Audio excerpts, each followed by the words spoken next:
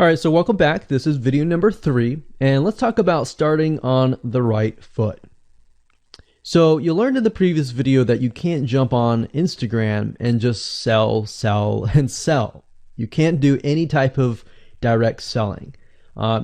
Selling is in a different way. It's a very indirect selling, and I'll talk more about that in just a minute. And this is why most people fail. That's what they do. They jump on Instagram assuming it's Facebook, and they can't figure out why they're not making sales, all right, or why they're not getting fans.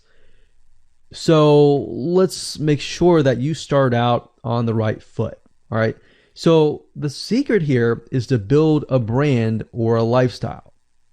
So if you think about what I talked about earlier in the previous video, I said that people go to Instagram because they want to know more about a brand. Maybe they discovered the brand or the lifestyle in Facebook, but then they want to go to Instagram and they want to learn more.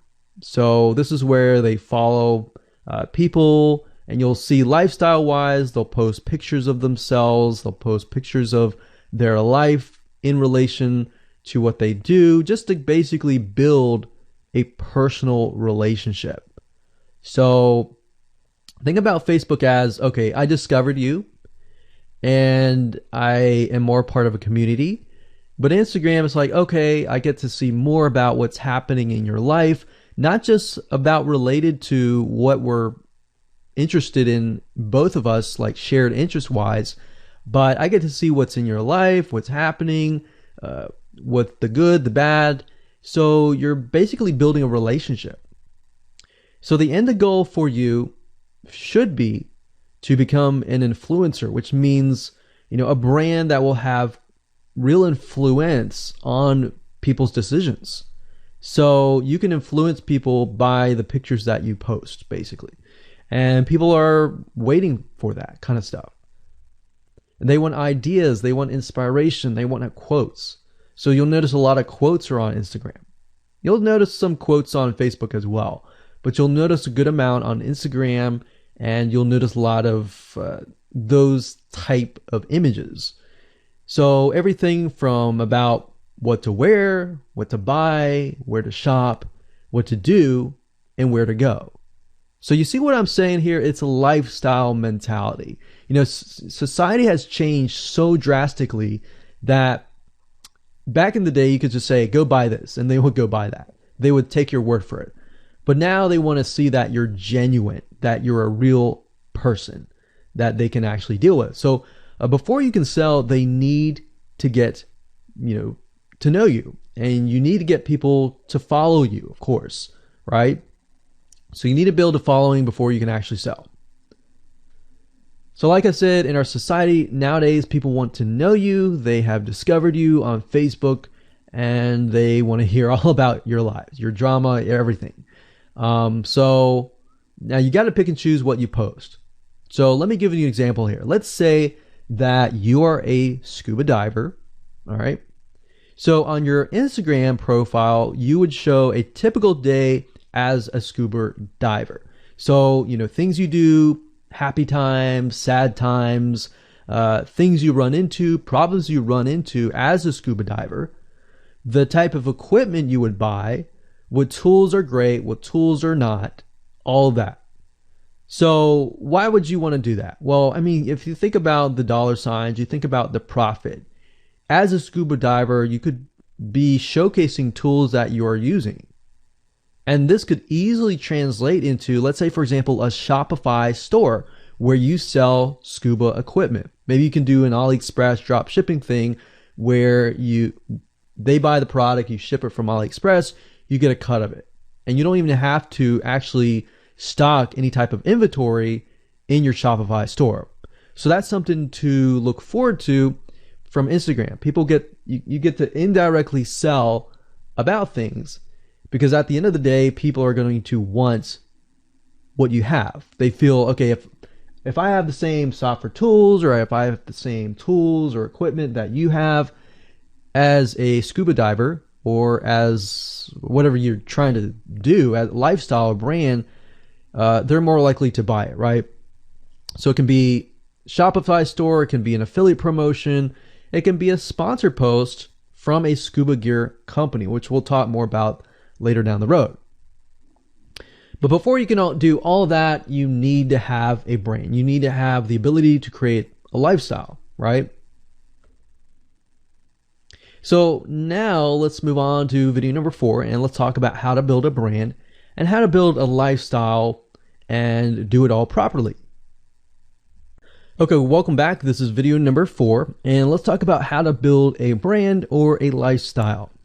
So now that you understand why you need to inspire people by building a brand attached to a lifestyle, let's discuss how you can actually do this in the real world. All right. So a brand is more than just a logo. You know, you can go on graphicriver.net or any other site and get a logo. That's not a brand. All right. I want you to understand that, because I feel like a lot of people get confused. They feel like, okay, I'm going to get a logo, I'm going to get a website, I'm going to set it up, and that's it. It's more than that. All right. So I want to make sure that we get in the right mindset. You're going to be able to succeed in all of that. So it's an attachment or an identity. That's what a brand is. And the lifestyle itself just helps kind of build and grow the brand. Now, you might be thinking, well, what if I don't have that lifestyle? Well, just wait a minute and I'll talk about that in just a minute. All right. So try to figure out, as of now, what sort of identity you want to create as part of that brand. And then figure out what people want to be like, what they aspire to be, and all that, right? Because our society has changed to the point where people want to find their identity. If they can find their identity inside of your brand, or even if it's just a little piece, they are more likely to feel attached to your brand. And then they're more likely to follow you. They're more likely to buy from you because they feel like they found a piece of their identity through you, and you help them do that. So obviously, as a brand, you want to help them find that piece of their identity.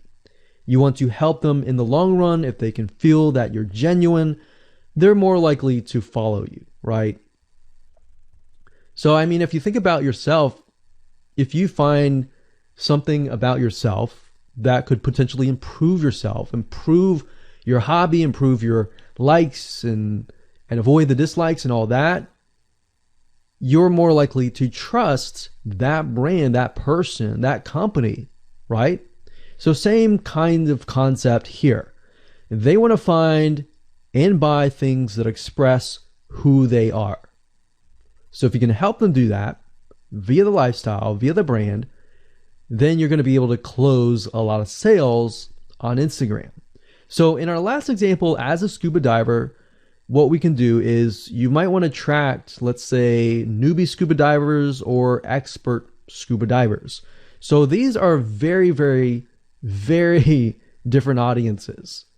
But it's crucial to know that ahead of time, because expert scuba divers might want a certain thing, and then of course newbie scuba divers might want a certain thing as well. So in other words, knowing who your audience is very, very important. So think of your own business, what you're trying to sell, and build a lifestyle around that. And think about, what you're wearing, what you buy, the software tools you're buying, the physical goods you're buying, the ebooks, the educational material that you're buying. Just think of everything as part of that lifestyle. All right. So what this allows you to do is it really allows you to expand potentially your profit margin. So instead of selling just one thing, you could be selling many different things that surround that particular product. Now, once you've gotten to this point, then it's time to think of a logo. All right. And you can easily get this off of graphicriver.net, or you can go to upwork.com. That's upwork.com. And you can find a graphic designer, a logo creator designer, and get one created for you. Now, when you create a logo, you want to specifically choose something that relates to your niche. So a scuba diver attracting newbie scuba divers, you could find a scuba diver logo and name it something that would attract your audience. So newbie scuba divers are obviously going to want to learn from expert scuba divers, and of course the same thing. So they might be attracted to a certain element, but they're still going to have a very different mindset, right? Newbie scuba divers, they might be more likely to buy pretty much everything.